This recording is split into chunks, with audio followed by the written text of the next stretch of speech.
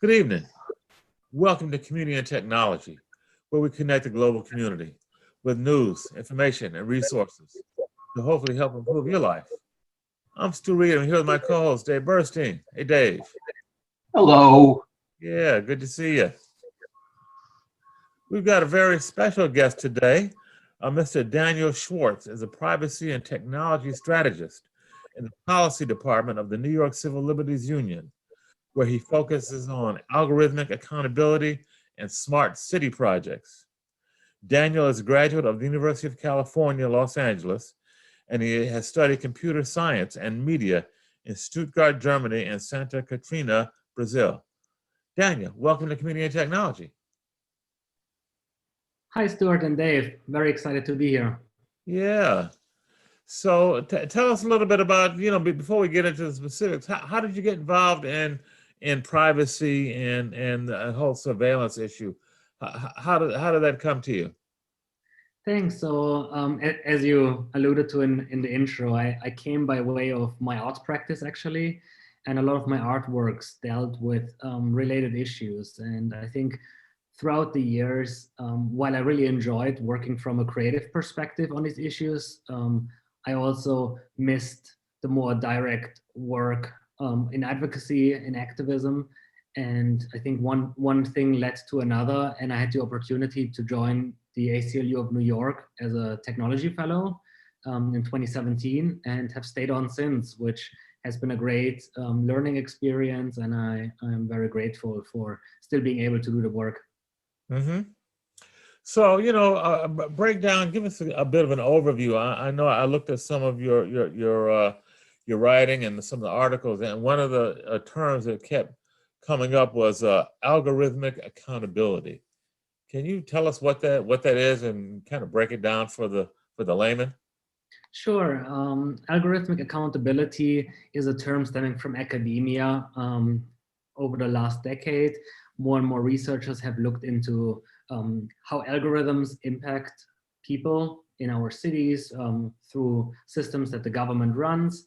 These are often called automated decision systems, which are basically systems or software tools or processes that either make, aid, or replace traditionally human decision making. So any decision that is being made in government systems. That doesn't have to happen exclusively in government, but that is typically where we see directly our fundamental rights being impacted. And so that has been an area of our that we focus a lot on over the last few years, specifically in New York City since 2017, when we also advocated on more transparency and oversight on these automated decision systems.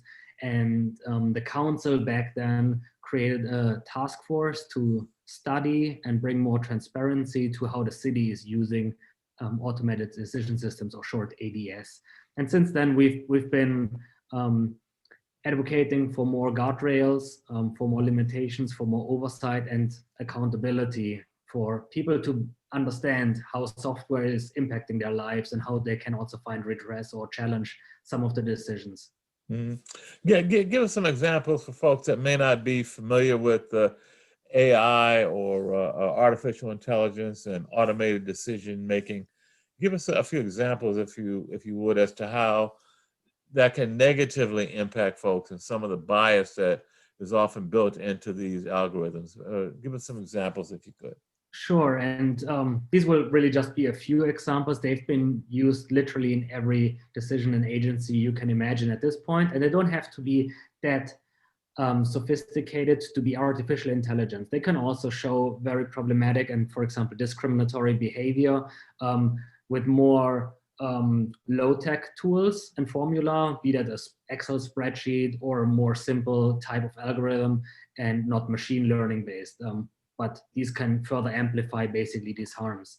An example would be in the system of recidivism, and there has been a great reporting by ProPublica in 2016. The article is called Machine Bias, and that was investigating a tool for recidivism and how people were scored by a company called Northpoint. and the system was basically biased and harming the results for Black people. So white people were more likely to be scored with lower scores, which resulted directly what they were given basically out by the judge, and Black people had a higher rate for higher scores. And other examples would be on automatic fraud detection, on welfare detection. There are systems that have implicated people's rights to welfare payments. There are systems that have taken people off of insurance. There were automated decision systems used for DNA testing and have resulted in higher rates of false matches.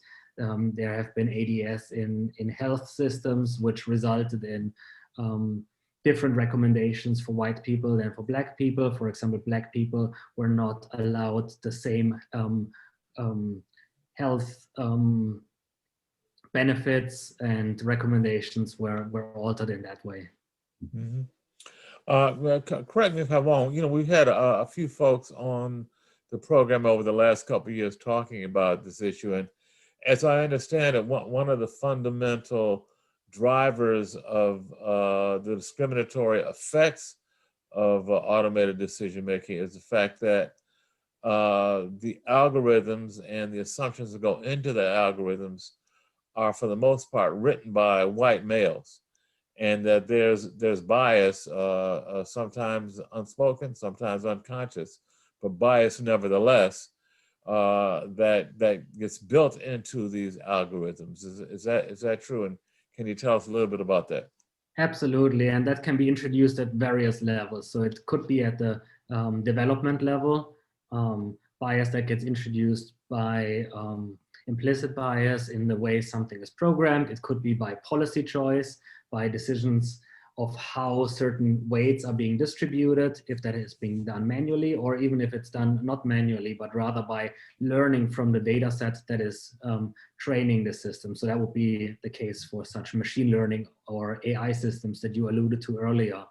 And it can then be representative in this data set if it is showing also bias in this historic data, or it could also be introduced later on in the process. So there's various steps where such bias and discrimination could be introduced and shape basically the result of such systems. Yeah, and you know, one of the issues that I think helps perpetuate that, in addition to the fact that you have predominantly white males designing these systems, is the fact that the culture tends to think that, well, if a computer is making the decision, that is fair and unbiased. If the computer is tabulating data and making decisions based on objective data, then whatever comes out is got to be objective and somehow fair. And that's a false conclusion, is it not?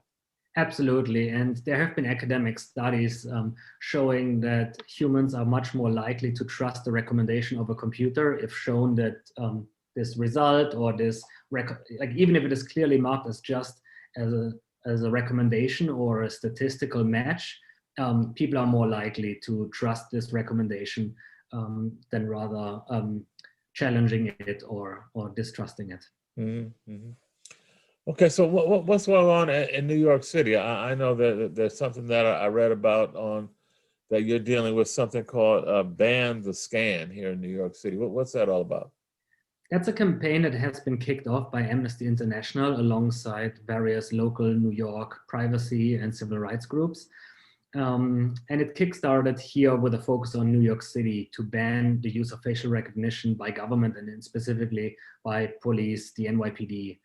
And the NYPD has, at least since a decade, been using facial recognition, which means basically utilizing software tools to automatically recognize an individual in a photo or in video footage. And that can happen unbeknownst to the public, to New Yorkers that walk by regular cameras out on the streets. And basically any camera stream could be equipped with such capabilities without anyone knowing of such use. That obviously creates immense privacy harms and risks if the system works perfectly, you have a potential dragnet surveillance system that can track everyone's associations. It implicates our First and Fourth Amendment rights. It would basically allow anyone with the power to access these cameras to track where we go, who we visit, and what we do. But also these systems are far from perfect. Many studies have shown that they have much higher error rates for Black people, for women, and for young people. And so there's immense implications of that, and we've been strongly advocating for banning the use of facial recognition in specific by government, but in specifically by law enforcement agencies. And here in the city, we hope council will recognize the need for putting a stop on facial recognition systems. And there's also a bill at the state level that would create a moratorium for facial recognition and broader biometric surveillance by law enforcement entities. Mm-hmm. Is that a bill that your organization, ACLU, is sponsoring? We have been supporting it. It is sponsored by Senator Hoylman in the Senate and by Assembly Member Deborah Glick in the Assembly. Mm-hmm. Mm-hmm. Now, what's going on with facial recognition in New York and the education system? I understand it's being used in the schools as well. Is that correct? Yeah, so as I mentioned earlier, it's been very difficult to actually understand whether something is a traditional CCTV camera, whether what is happening with that footage, and there's no way of knowing at this point where these cameras could be supercharged by facial recognition or other advanced algorithms that do video analytics.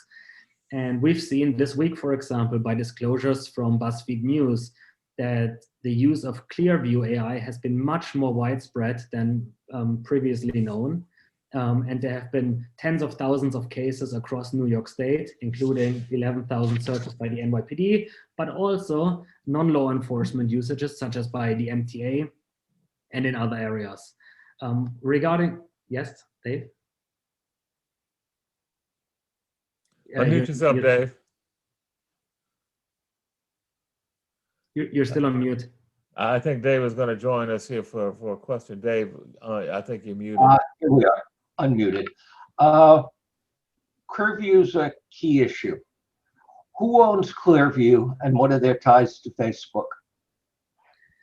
I'm not sure about the exact ownership structures and who are investors in Clearview. The CEO has partnered with Richard Schwarz, and they have been pitching this technology for a number of years, since at least 2018, to law enforcement agencies across the country. And the particularly new thing, and especially dangerous thing about Clearview, is that they don't just have a more narrow or limited database of imagery and photos of people, which is harmful in and of itself, but their database goes much further than anyone else has ever done. And they basically scraped a number of social media platforms, and that includes Facebook, that includes Twitter, it includes LinkedIn, meaning they have amassed a database of several $billions of people that have used these social media sites, whether to stay in touch with their friends or look for employment on LinkedIn. And so the chances are very high. Pardon? Just about everybody. Yes, exactly. Especially if we consider how long Facebook has been around, and maybe not everyone has used the strictest privacy settings initially. The chances are very high that if someone has uploaded a photo to one of these sites, they could be part of the Clearview database. So now Clearview is working with law enforcement. Who are their clients? So we don't know the full extent to who their clients are. These disclosures that I mentioned that have been published by BuzzFeed News this week show a vast amount of agencies just in New York State. I believe more than 60 entities in New York State have been at least testing Clearview. And testing doesn't just mean having a quick presentation by the company and running the 3 staffers that are looking at it, but rather with in the case of the NYPD, around 11,000 searches have been run, and they haven't just used the NYPD's official staff phones, but also signed up with their private phones as disclosed by a FOIL request that has been filed on Macroc. And as I mentioned, the MTA has been testing it, and we don't know the exact number of the requests that have been sent to Clearview, but it's above 5,000 according to these documents that BuzzFeed News has been publishing. Dave, do you have any further background on Clearview? I know you're asking about the ownership. Do you have any further insight into that? Clearview is evil. And I think I'm just saying that without them likely to come after me for a libel, with a libel suit, because I think Did you say evil, Dave? I said evil. Okay. And I think I could defend that because in New York State, at least, truth is a defense to libel. Now, it has its ears and arms and tentacles in many places. For example, Peter Thiel is one of the early investors. Thiel is a board member of Facebook. He is one of the strongest supporters of Donald Trump. He has close CIA ties and ties with the security outfits in many, many countries. For another company he invested in called Palantir. And Mark Zuckerberg refuses to disown him. And he is one of the forces behind Clearview and presumably the political power that he's built with, among other things, libel suits that put entire publications out of business, presumably is defending the right of Clearview to do what Clearview does. And of course, what Clearview does is very much like what the NSA does, and they may be doing it a little bit better. Now, we were just hearing that we don't know who all the clients of Clearview was, but the Times picked up one, very well known in New York. John Catsimatidis, who owns a few grocery stores and is a billionaire, ran for mayor. And he used it to check up on his daughter's boyfriend and find everything there was to find. His daughter's date was apparently acceptable to him, a venture capitalist from San Francisco. His daughter, incidentally, is the main force behind the Republican Party in Manhattan. So why these folks want to be hidden anonymously behind their computer algorithms. In fact, as the evidence comes out, we find out who and what they are. And I'll go back on mute. Well, that's interesting. I just wanted to circle back. Clearview sounds like a very scary organization out there. And I know you did not use that term lightly, Dave, when you called them evil. It sounds like they are collecting unprecedented levels of data on U.S. citizens and maybe beyond. They may be international for all I know. But I just wanted to circle back with Daniel. You had started to talk about surveillance in schools in New York State in particular. And I'm wondering if you could talk a little bit with our audience about how some of the surveillance in public education is working to the detriment of students and families. Absolutely, thank you for that.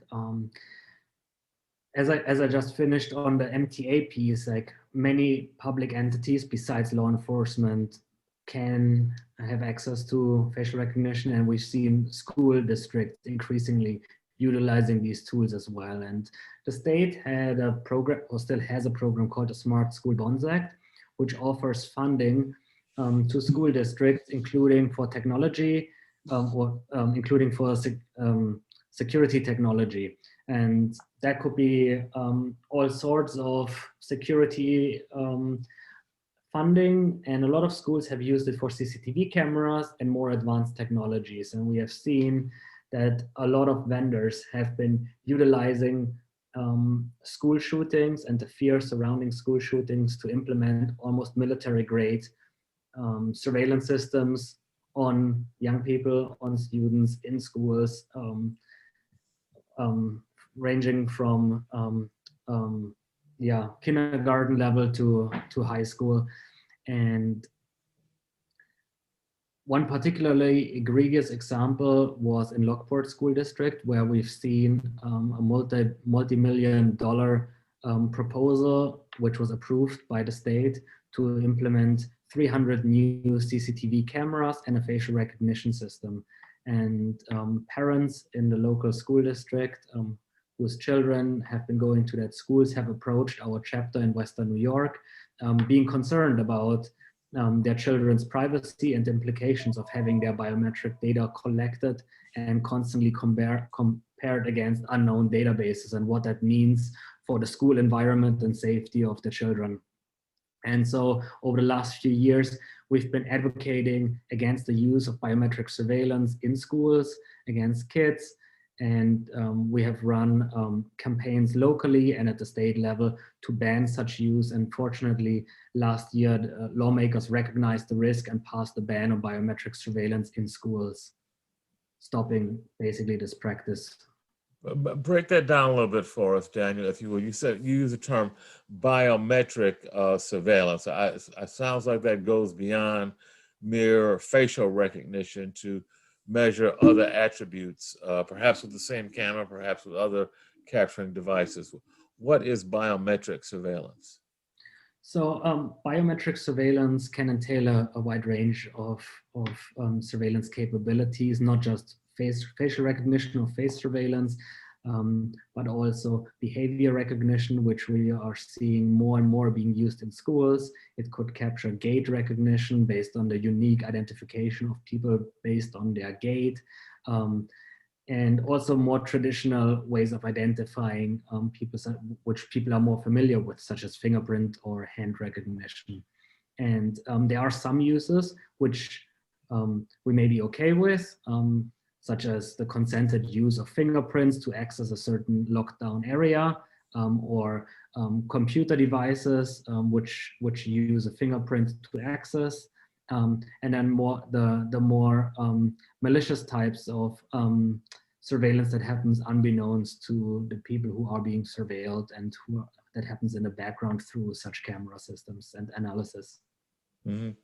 Now, I've read some discussion about how the surveillance in the schools, both facial recognition and biometric surveillance, is working to exacerbate the school to prison pipeline phenomena that we are very aware of for Black and brown children in particular, where there's a direct pipeline from the schools, public schools, to the prison industrial complex. Can you talk to us a little bit about how surveillance technology plays into that phenomena? Yeah, as I mentioned, there are military and police style surveillance technologies being introduced in the school environments, oftentimes amplifying already existing policing strategies. And we know that police databases are already biased towards Black and brown people. If the facial recognition system uses these databases to compare photographs and video footage, which also shows higher error rates for Black and brown people, we will be left with more misidentifications and potentially dangerous interactions with school officers or police officers. It also raises the risk of increased policing at schools. We've heard school districts mentioning the desire to use such system also for disciplining, for understanding the associations of students, what they're doing in their breaks. And so by increasing these surveillance capabilities, we are fearing that the school to prison pipeline would be drastically increased as well. Mm-hmm. Okay, we're going to take a very quick break. Daniel, hope you can stay with us for a little bit. You are listening to WHCR 90.3, the voice of Harlem. This is Community and Technology with Dave Burstein and Stu Reid. We're speaking with Daniel Schwarz about privacy and technology. He's from the New York Civil Liberties Union. We'll be right back after this quick break.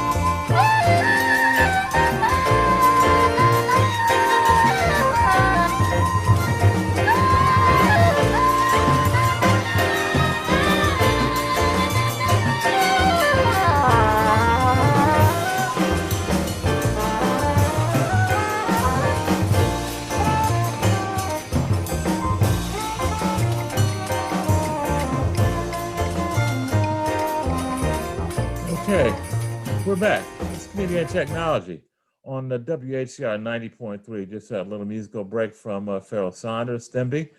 This is Stu Reid and Dave Burstein. We're here with Daniel Schwarz, who's a privacy and technology strategist with the policy department of the New York Civil Liberties Union. Daniel, I'm wondering if you could talk a little bit about any concerns you may have with some of the surveillance and tracking and privacy issues around what's going on with the COVID pandemic. Do you see any issues out there that we need to be concerned about? Yeah, it's been, of course, very understandable to look for anything that could help during this pandemic. And naturally, we've seen lots of tech solutionism or government officials looking for technology to help against the pandemic. And unfortunately, this has led to also several problematic use cases that increased surveillance of people. And we've seen already early on in the spring of last year, police departments, for example, utilizing drones with biometric recognition capabilities that would automatically detect people, would measure their temperature, their behaviors. They had automatic cuff detection, and all these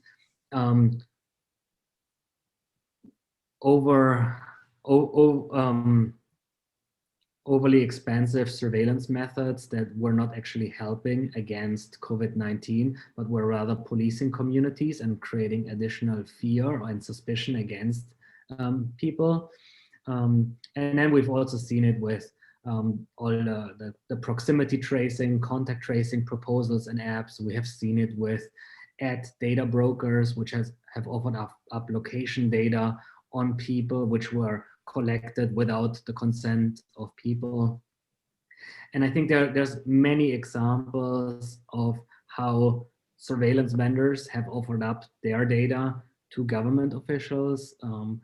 And I think most public health officials were skeptical using these. And now the most recent trend has been to propose vaccine passports.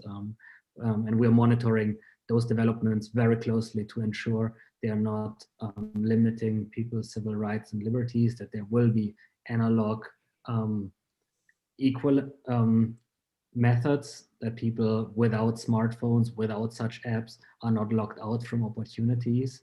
And it will also be, we will see how these are being developed and ensure that they have the data policy and data policy requirements to be used safely, and that the retention and deletion is in place, and that there's no expansive data collection on the side of the vendors as well as the government entities that collect the data.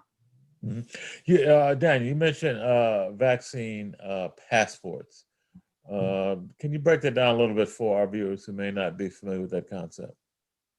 Yeah, so with the more recent availability of vaccines, and we are far from the point where everyone has access to them, given the scarcity and the difficulty of making appointments currently, but the governor and also other states have been discussing and slowly rolling out vaccine passports, which would prove that someone has received one of the approved vaccines and have or also have conducted negative tests. So some of these apps have both functionalities.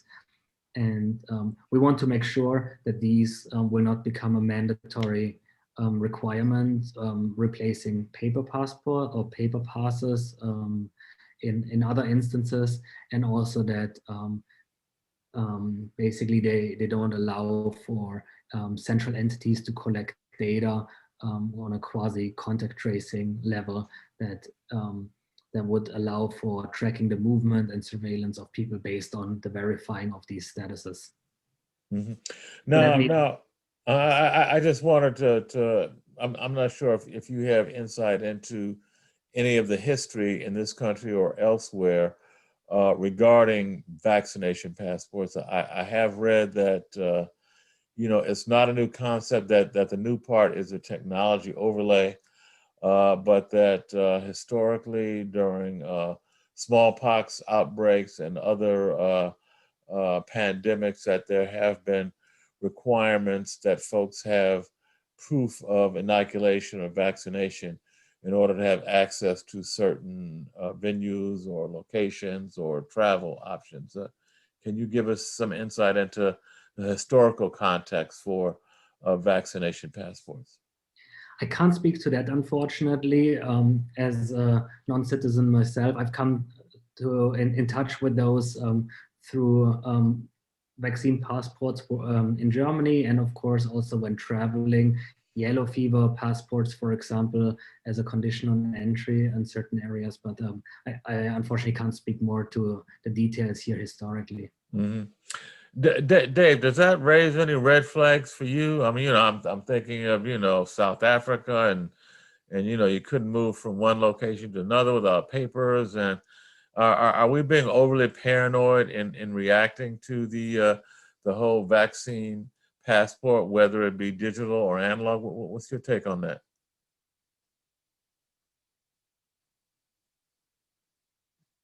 Dave, you got to unmute yourself. Dave's on mute. Sorry. I would like to know that if I were taking a flight with Jenny to visit her 97-year-old father, who's in hospice in Denver, we're doing surprisingly well.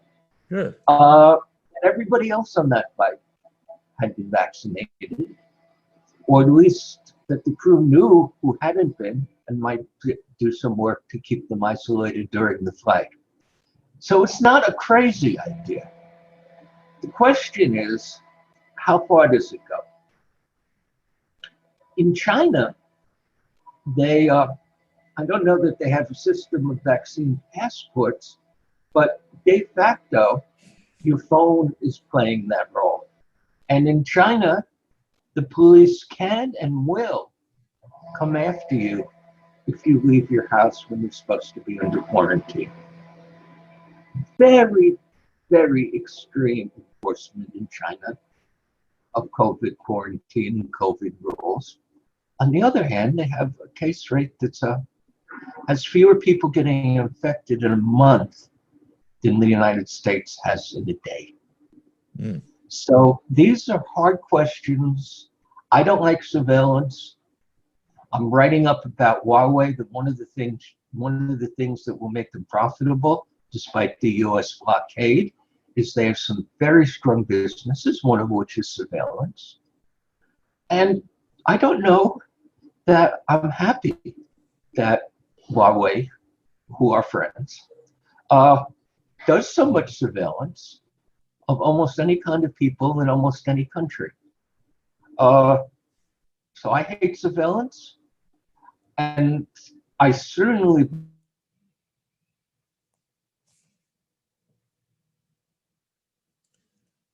Okay, we lost Dave there for a moment. Hopefully he'll come back. Daniel, you know, one of the things that, you know, I did a little bit of reading again on some of the things. David, are you back? I'm here, Okay. but I lost you momentarily. Okay. I said more than like these. I don't have an answer on how to draw the line between surveillance that's really helpful and surveillance that's abusive. There certainly is a lot that's abusive. Mm-hmm. Daniel, does the ACLU have any kind of guidance or thinking about where that line is drawn, and should there be a line, and how does the ACLU decide when a certain surveillance technology or practice is abusive or not? We've been hesitant on offering or drawing specific lines hard in the sand, but we've been working with public health experts on making recommendations to where we see when necessary guardrails should be. And on the ACLU's website, there's several white papers and reports last year regarding the usage of proximity or contact tracing apps and what we see as necessary protections that should be in place for that.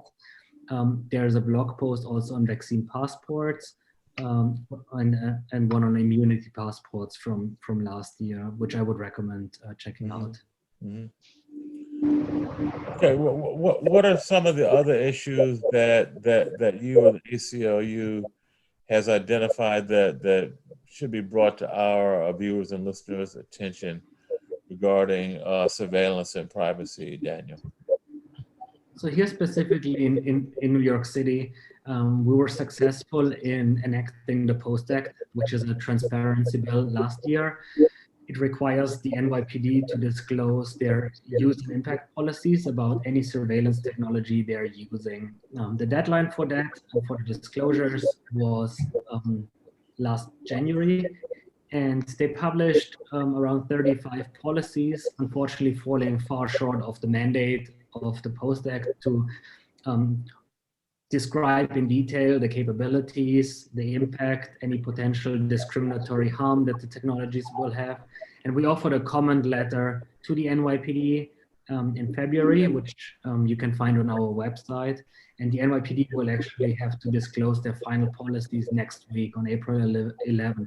So we are watching carefully what those disclosures and policies will look like. And we also are co-organizing with a number of other organizations a rally to ban facial recognition in the city on April 17. at 2 p.m. at Washington Square Park, to which we're happily inviting anyone interested to either call for the ban of facial recognition or also just to learn more about how these systems are impacting their lives. And we're recommending that only people who are feeling well and not experiencing any symptoms of COVID would attend, and to keep a safe distance to the other protesters at the rally. And we'll also follow up with more material on our website on that. Can you give us the particulars about the rally again, date and time? April 17 at Washington Square Park at 2 p.m. Okay, that's on a Saturday, is it? Mm-hmm. Okay, a week from Saturday. Okay. Okay, so are there any other concerns, Dave, that we haven't touched on that Daniel can help us suss out in terms of privacy and surveillance? Well, the ACLU has done a lot of work on a lot of important issues. Daniel, do you know much about what the positions the ACLU has taken on interfering with Snowden and WikiLeaks? So I can't tell us what the ACLU has been doing. Yes, so that would be unfortunately not in our affiliate, the New York affiliate, but national ACLU. And Edward Snowden is still represented in the US by the Speech Technology and Privacy Director, Ben Weisner. And there's also, as far as I know, active litigation regarding Wikipedia, regarding the surveillance by the NSA. And I believe there's information about both items on the ACLU.org website, but I don't have more details on what the current status is on both those items. Do you know a little bit about the issues that the ACLU and others have raised in these cases? Or is that not your expertise? At the NYCLU, we're not working on a national cases. Dave, sound like you wanted to say something about that. Can you give us an update in the next? Got about 5 minutes left on the show. The ACLU has been there on many of the most important issues of the last 100 years or so. Privacy is one of them.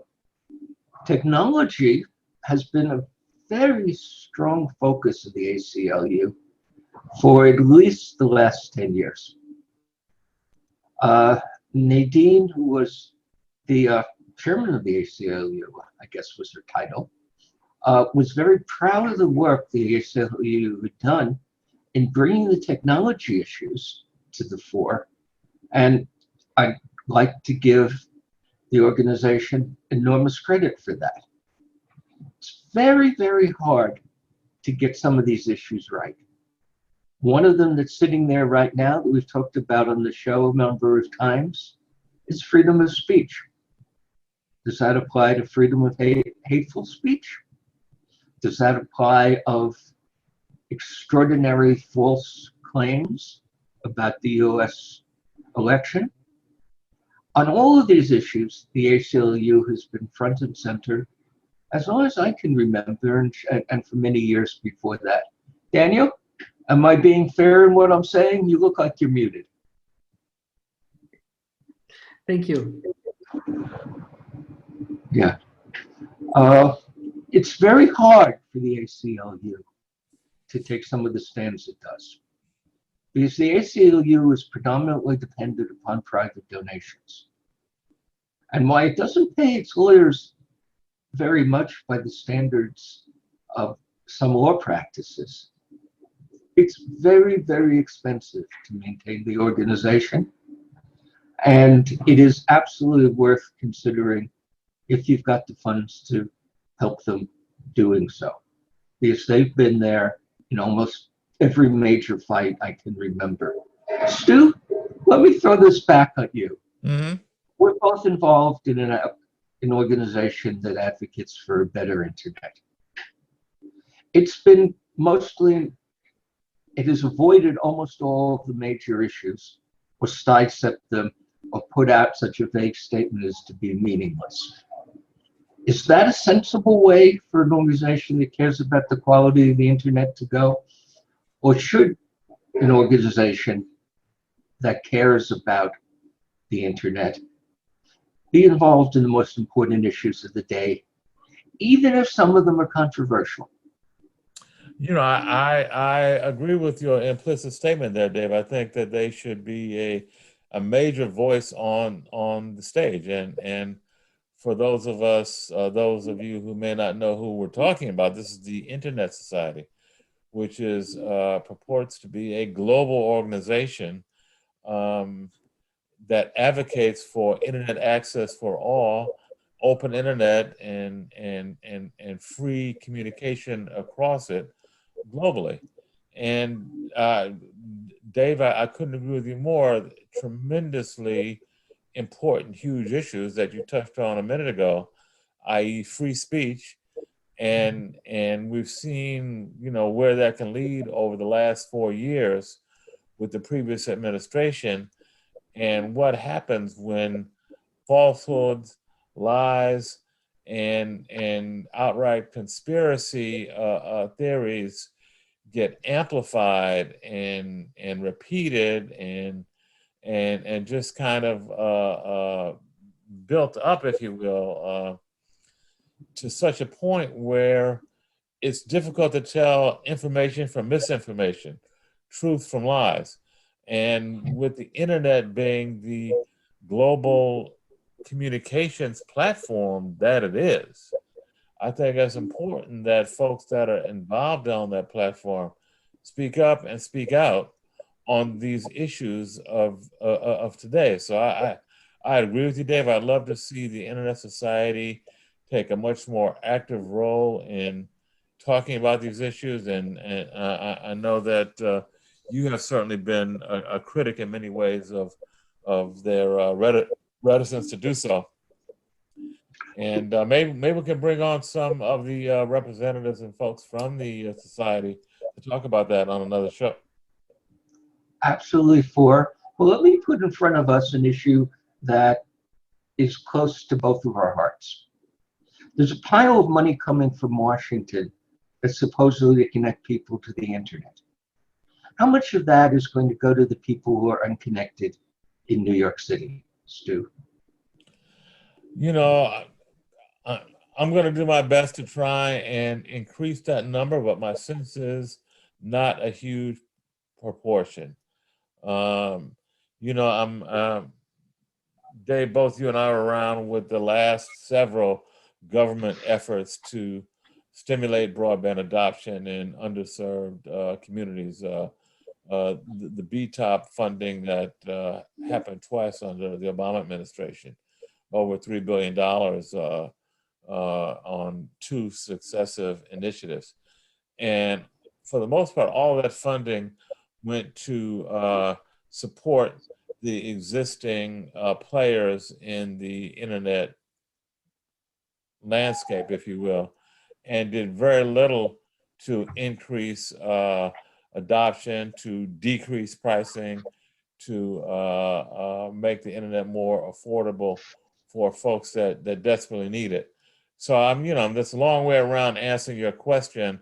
I'm hoping that the work that my group, Digital Divide Partners, and the Smart Community Initiative will be doing will help bring some of that subsidy money to the underserved communities in New York City, especially public housing communities.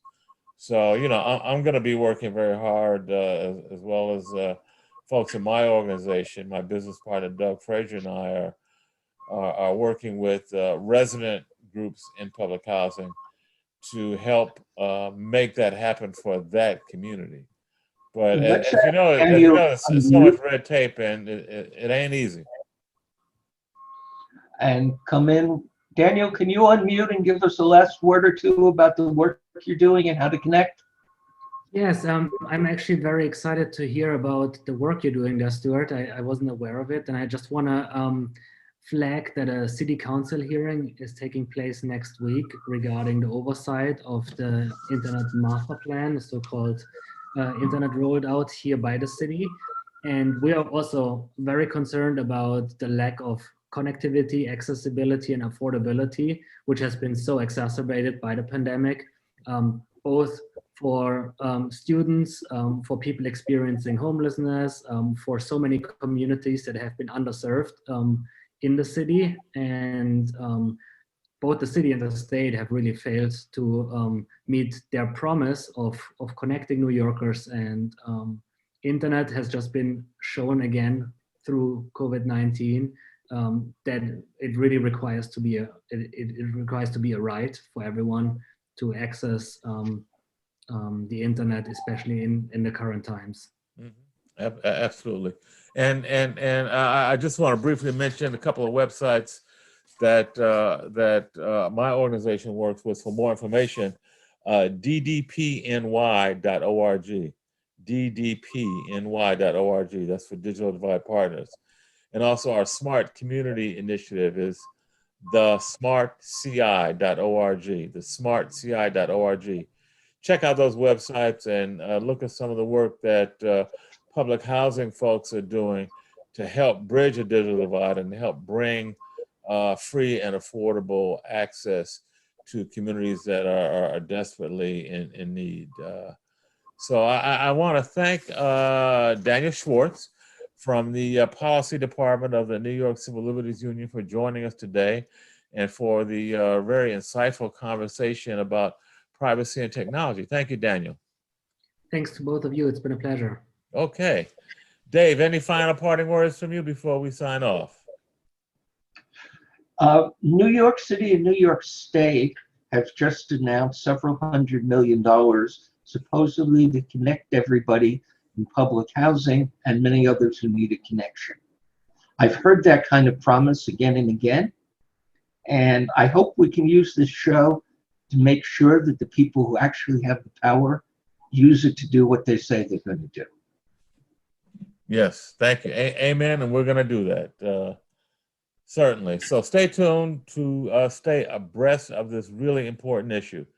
This is Community and Technology, Dave Burstein, Stu Reid. Our special guest today, Daniel Schwarz from New York Civil Liberties Union. Thanks for tuning in. Stay tuned next week. We're going to be talking about UBI, Universal Basic Income, and other technology issues that will help empower and uplift your life and community. Thanks for tuning in. WHCR 90.3 FM, the voice of Harlem. See you next week.